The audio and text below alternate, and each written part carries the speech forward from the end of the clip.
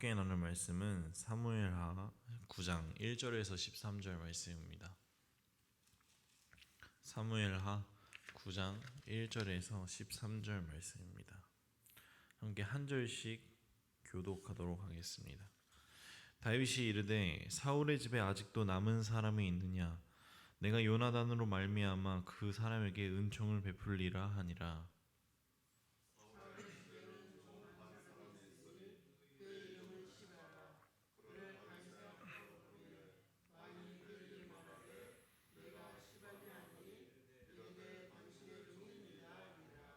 왕이 이르되 사울의 집에 아직도 남은 사람이 없느냐? 내가 그 사람에게 하나님의 은총을 베풀고자 하노라 하니 시바가 왕께 이르되 요나단의 아들 하나가 있는데 다리 저는 자니라 하니라.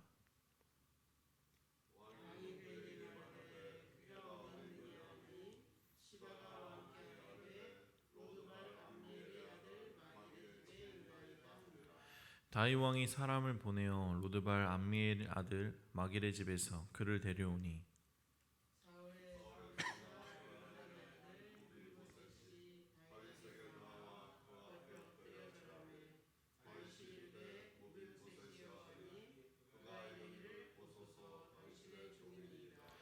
다윗이 그에게 이르되 무서워하지 말라. 내가 반드시 내 아버지 요나단으로 말미암아 내게 은총을 베풀리라. 내가 내 할아버지 사울의 모든 맏을 다 내게 도로 주겠고 또 너는 항상 내 상에서 떡을 먹을지니라 하니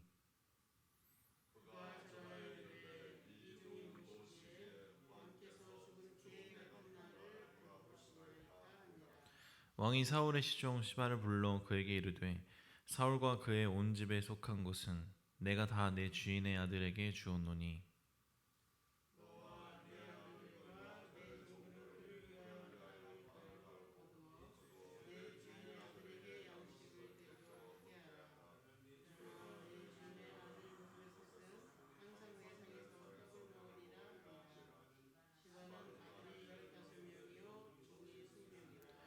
시바가 왕께 아뢰되 내 주 왕께서 모든 일을 종에게 명령하신 대로 종이 준행하겠나이다 하니라. 무비보셋은 왕자 중 하나처럼 왕의 상에서 먹으니라.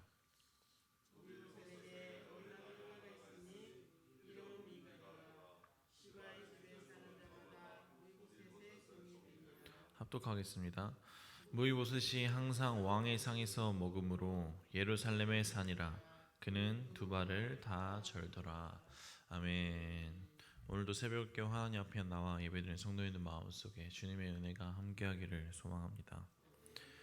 자식을 키워봐야 부모의 마음을 알 수 있다. 또 시련을 당해봐야 시련당한 사람을 이해할 수 있다라는 말을 한 번쯤은 다 들어보셨을 것입니다. 이런 말들의 맥락은 결국 경험한 자만이 자신과 같은 어려움을 겪는 자를 이해할 수 있다는 것입니다. 오늘 우리가 함께 나눈 사무엘하 9장 말씀에는 다윗과 그리고 무비보셋이 등장합니다. 여기서 무비보셋은 사울의 손자이며 그리고 요나단의 아들로 즉 몰락한 왕조의 후손입니다. 대개 역사를 보면 이렇게 몰락한 왕조의 후손들은 왕조의 몰락만큼이나 그들의 삶 또한 비참해지기 마련입니다. 새로운 왕조에 의해서 목숨을 잃거나 또 아니면 숨어서 목숨을 겨우 연명하면서 사는 것이 전부일 것입니다. 때문에 본문에 나타난 사울의 후손 그리고 요나단의 아들 무비보셋의 처지도 마찬가지였습니다. 하나님께서 버리심으로 몰락한 가문이었기 때문에 그는 죽은 사람처럼 조용히 목숨을 부지하면서 살아가고 있었습니다. 그러나 다윗에 의해서 그의 삶이 새롭게 변화되었는데 오늘 다윗과 무비보셋을 통해서 어떠한 하나님의 교훈이 있는지를 함께 나누고자 합니다. 함께 봉독한 사무엘하 9장 말씀은 다윗이 이제 과거 요나단과의 약속을 기억하고 그 약속을 지킨 그의 아들 무비보셋을 선대하는 아름다운 이야기로 기록되어져 있습니다. 함께 사무엘상 20장 15절에서 17절을 함께 합독하도록 하겠습니다. 여호와께서 너 다윗의 대적들을 지면에서 다 끊어버리신 때에도 너는 내 인자함을 내 집에서 영원히 끊어버리지 말라 하고 이에 요나단이 다윗의 집과 언약하기를 여호와께서는 다윗의 제적들을 치실지어다 하니라. 다윗에 대한 요나단의 사랑이 그를 다시 맹세하게 하였으니 이는 자기 생명을 사랑한 같이 그를 사랑함이었더라. 아멘. 비록 오랜 시간 동안 잊고 있었긴 하나 요나단과 언약을 맺었던 다윗은 그 언약을 기억하고 요나단 가문에 살아남아 있는 자를 찾습니다. 우리는 이런 다윗의 모습을 통해서 그가 얼마나 진실한 사랑을 가지고 있었는지, 또 자신이 받은 은혜를 기억하면서 그 은혜를 보답할 줄 아는 섬세하고 그리고 신실한 인품을 가지고 있는지는 우리가 알 수 있습니다. 사실 인간은 야박한 마음으로 오랜 시간이 지났기 때문에, 오랜 시간이 또 지난 약속이기도 하기 때문에, 어쩌면 또 사울의 왕조의 후손이기 때문에 자신의 위협이 될 수 있는 존재였습니다. 그렇기 때문에 그를 외면할 수도 있었고, 또 사울 왕조의 뿌리를 뽑아버릴 수도 있었을 것입니다. 그러나 우리는 다윗이 무이보셋을 불러들여서 그에게 선대하는 것을 볼 수 있습니다. 함께 본문의 9절에서 10절을 합독하도록 하겠습니다.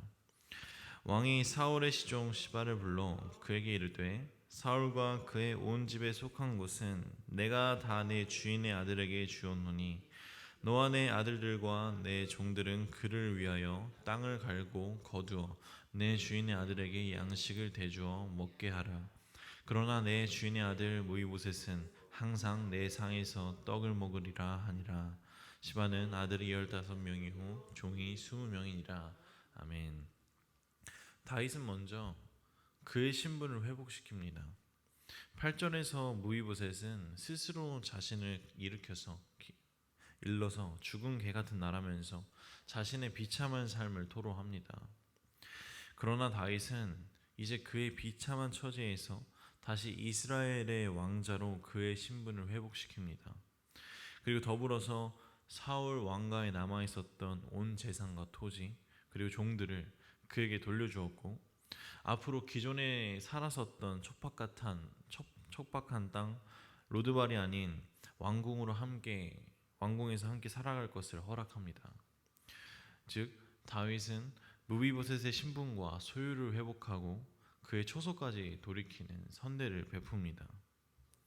우리는 이 장면이 표면적으로 보았을 때 그저 자신의 유일한 친구였던 요나단이 과거에 자신이 어려운 처지에 있었을 때 자신을 도와준 은혜가 생각나서 그의 아들 무비보셋을 선대한 것으로 간단하게 보여질 수 있지만, 우리가 여기서 기억해야 할 본질적인 것은 다윗의 이러한 선한 행위는 자신이 하나님께로부터 입은 은혜를 기억한 데에서 시작된 것임을, 그리고 즉 평소에 하나님께서 자신에게 분에 넘치는 사랑을 베푸신 것을 체험하였기 때문에 자신도 그러한 사랑을 본받아서 그에 보답하는 심령으로 요나단의 가문을 돌아볼 수 있었음을 우리가 기억해야 합니다. 우리는 여기서 한 걸음 더 나아가고자 하는데, 다윗은 하나님의 은혜를 받았기 때문에 그 받은 은혜를 자신과 같은 처지의 사람들에게 나누어 주었습니다. 요한복음 13장 34절을 제가 받들어 읽겠습니다. 계명을 너희에게 주노니 서로 사랑하라. 내가 너희를 사랑한 것 같이 너희도 서로 사랑하라. 아멘. 우리 또한 마찬가지입니다. 우리 또한 하나님의 은혜와 사랑을 받으면서 살아가고 있습니다. 때문에 우리 또한 다윗처럼 하나님께 받은 은혜와 사랑을 다른 이들에게 베풀면서 살아가야 할 줄 믿습니다. 우리가 방금 함께 봉독한 요한복음 말씀과 같이 하나님께서는 우리에게 내가 너희를 사랑한 것 같이 너희도 서로 사랑하라고 명령하셨습니다. 즉 예수님을 통해서 먼저 우리에게 사랑의 물결을 그리고 은혜의 물결을 흘려보내십니다. 때문에 우리는 예수님을 통해서 받은 이 은혜의 물결과 사랑의 물결을 우리를 통해서 다른 이들에게까지 흘려보내야 할 사명이 있습니다. 만약 그 물결이 우리에게서 멈춰진다면 그것은 죄가 된다는 것을 기억하시길 바랍니다. 다윗은 하나님께서 주신 그 은혜의 물결을 그리고 사랑의 물결을 자신으로부터 무비보셋으로 흘려보냅니다. 우리 생명나무 교회 성도님들 또한 하나님이 주신 그 은혜의 물결을 곁에 있는 지체에게, 그리고 곁에 있는 형제 자매들에게, 그리고 세상에 흘려보내는 주의 자녀가 되기를 소망합니다. 그렇다면 하나님께서 기뻐하실 것이고, 또 내가 어려움에 처했을 때 내가 흘려보냈던 그 은혜와 사랑이 다시 내게로 돌아온다는 것임을 기억하시길 바랍니다. 다시 말씀으로 돌아와서 우리는 다윗을 통해서 한 가지 더 알 수 있는 것은 참된 신앙이란 수직적으로 그리고 수평적으로 올바라야 한다는 것을 깨달아 나아갑니다. 하나님과의 관계도 중요하지만 우리는 살아가면서 사람들과의 관계도 중요합니다. 제가 요한일서 3장 10절을 봉독하도록 하겠습니다. 이러므로 하나님의 자녀들과 마귀의 자녀들이 드러나나니 무릇 의를 행하지 아니하는 자는 무릇 의를 행하지 아니하는 자나 또는 그 형제를 사랑하지 않는 자는 하나님께 속하지 아니하니라. 아멘. 하나님 앞에 진실한 신앙을 가지고 있지만 사람들과의 관계에서 그릇된 마음과 악한 마음을 품고 살아간다면 그것은 곧 하나님의 영광을 가리는 것임을 기억하시길 바랍니다.